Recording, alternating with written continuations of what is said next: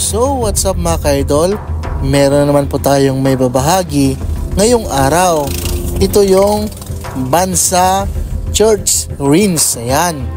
Bale located ito mga ka-idol sa Barangay Banza, Butuan City, Agusan del Norte. Ayan. Alam nyo po ba mga ka-idol, itong church na ito, mahigit 200 years na ito. Tignan nyo naman ang tibay nito mga ka-idol.